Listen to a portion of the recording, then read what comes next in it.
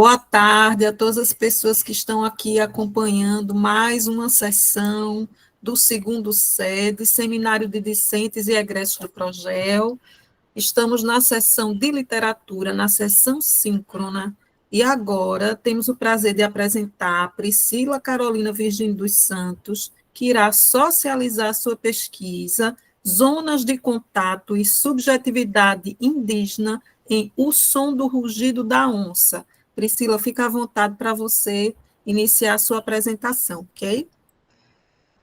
Tá certo. Olá, gente. Boa tarde. Meu nome é Priscila. Eu sou orientando da professora Amanda Brandão. Essa minha apresentação é uma perspectiva da minha pesquisa e vamos iniciar aqui, que eu acho que eu trouxe bastante coisa. Enfim, se não der tempo, a gente vai ajustando. Passou aí? Tá tudo certo, né? Tudo certinho. Então, primeiro, para a gente discutir, eu achei necessário trazer uma sinopse breve aqui da obra. Então, O Som do Rugido da Onça vai contar a história de Inheê, que é uma jovem indígena de etnia miranha, que no início do século XIX é capturada por naturalistas alemães, o Spix e o Marcius, e é então levada para a Europa. O romance vai acompanhar sua trajetória desde a vida na comunidade até o choque cultural e a alienação sofrida no continente europeu. Através da perspectiva de Inheê, a obra então explora temas como desterritorialização, o apagamento cultural e a resistência espiritual. A figura da onça então vai simbolizar a sua conexão ancestral, sua força interior e representar a luta para preservar sua identidade diante da opressão colonial. Michelini, então, nessa obra vai desconstruir as narrativas coloniais tradicionais, dando voz à subjetividade indígena e destacando a importância de reconhecer e valorizar essas múltiplas vozes. Nesse trabalho, então,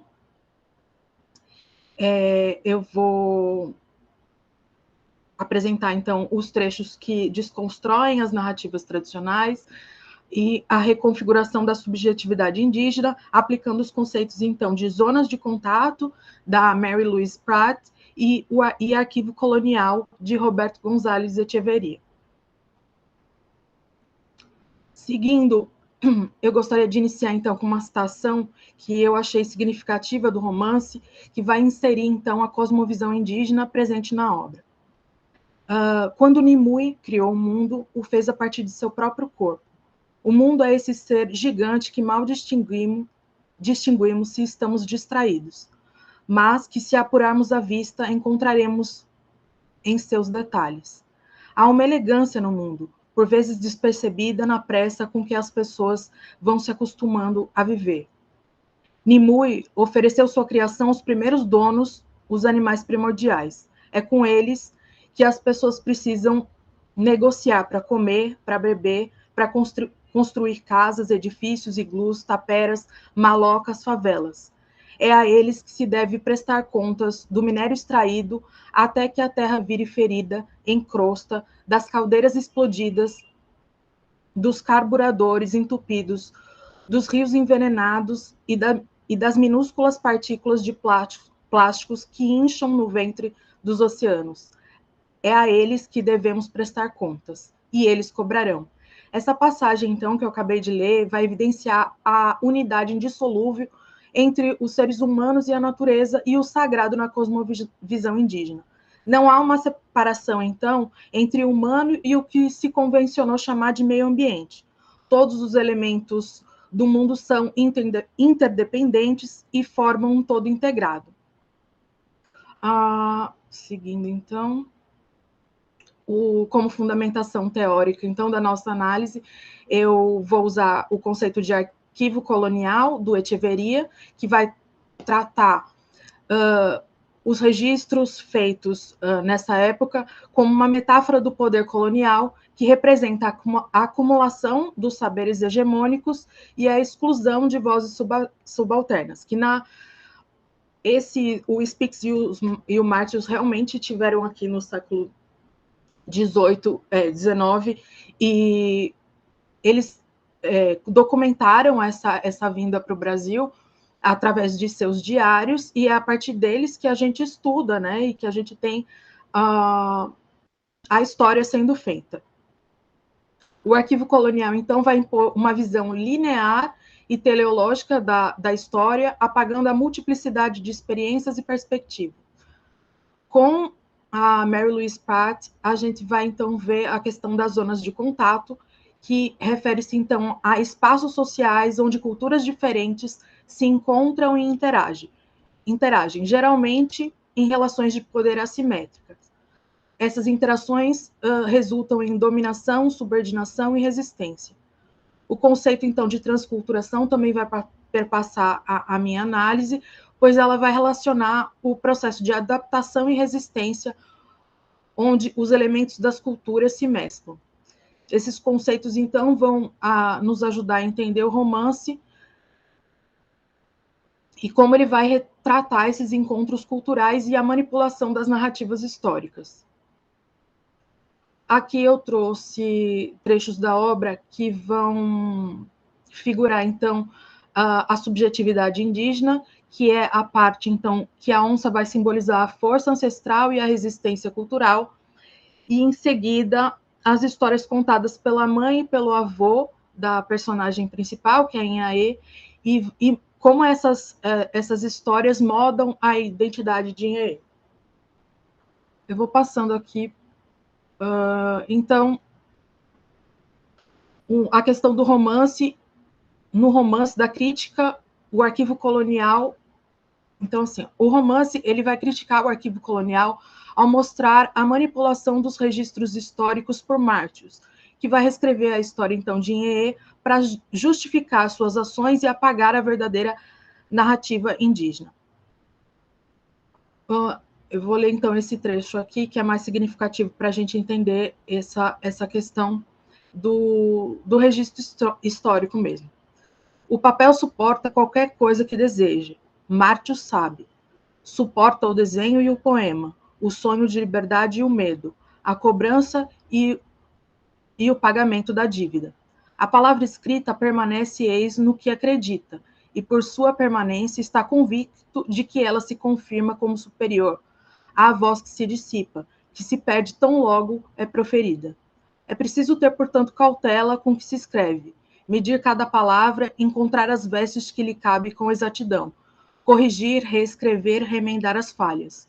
Então, Martius escreve primeiro para suplementar a limitação da memória, a evaporação da voz, depois, pela obrigação com o rei e, principalmente, para se convencer e convencer aos outros, como se não tivesse ido ao Porto dos Miranhas negociar pessoas em desacordo com Spix.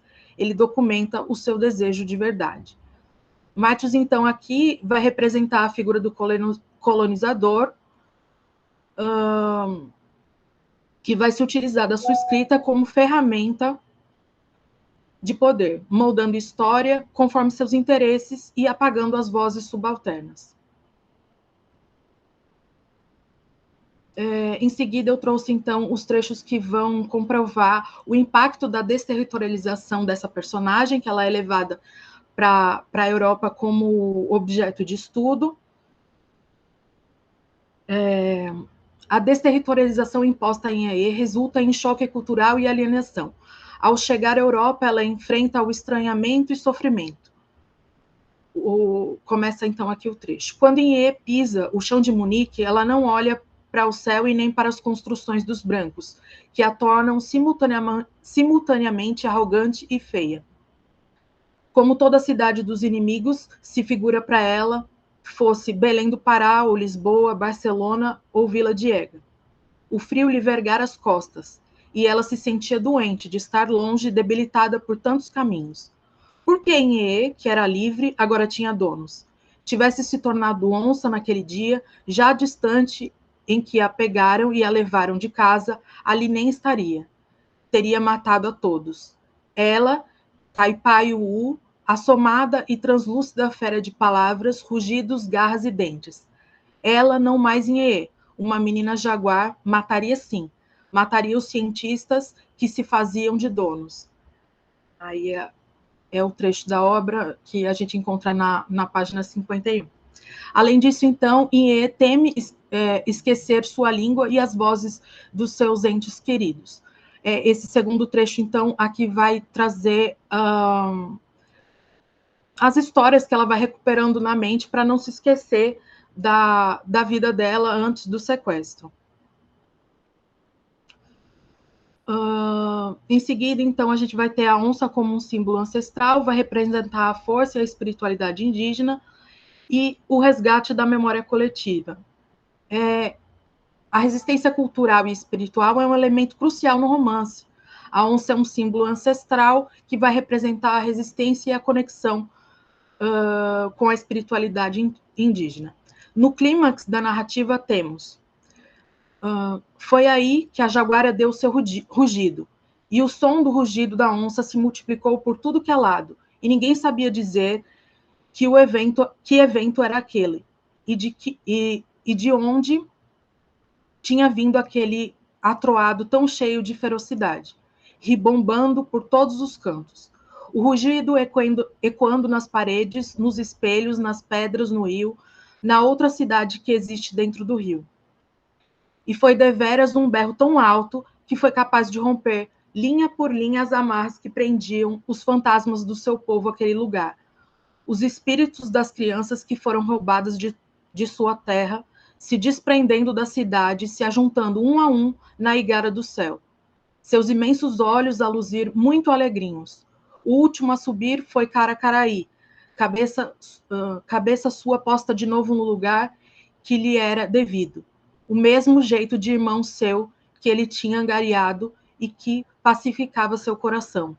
E ainda tão alto e grandioso fora o rugir dela, que distendeu mesmo a linha do tempo e foi ouvido por uma moça naquele jardim, muitos anos depois. Josefa era o seu nome, que a falta de melhor conhecimento acreditou se tratar de um trovão, o que era o rugido de Uara-Inhê. Continuando, então, temos aqui, então, a crítica às narrativas coloniais, construção de monumentos e memoriais. Matthews e Spix, que foram esses dois cientistas que vieram ao Brasil e sequestraram essa menina, são tidos como heróis nacionais na Alemanha e tem monumentos, ruas, todas essas homenagens rendidas a ele. Aqui a gente tem, então, a visão eurocêntrica sobre os indígenas, num trecho da obra que vai, então, falar sobre o temperamento do índio, como esses europeus enxergavam os povos que aqui eles encontraram. E, a título de construção, a gente tem, então, a desconstrução das narrativas coloniais. O romance vai questionar e subverter as perspectivas hegemônicas, a reafirmação da subjetividade indígena, dando voz às experiências e à visão de mundo dos povos indígenas. A gente tem também a literatura como um espaço de resistência, a narrativa se torna, então, um meio de denúncia e reivindicação, e a importância da pluralidade de vozes, a necessidade, então, de incluir diversas perspectivas na reconstrução histórica. A voz, então, dos historiadores e a voz que a literatura pôde trazer, então, para essa personagem que na história não teve voz. As minhas referências, então, são essas daqui, e gostaria de agradecer a todos pela atenção, e esse, então, é meu contato. Obrigada. Muito bom, Priscila, querida, parabéns pela sua exposição, que trabalho potente, né? Os trechos, a obra que você traz, bastante significativa, necessária, essa temática que você aponta. Parabéns, querida, pelo lindo trabalho.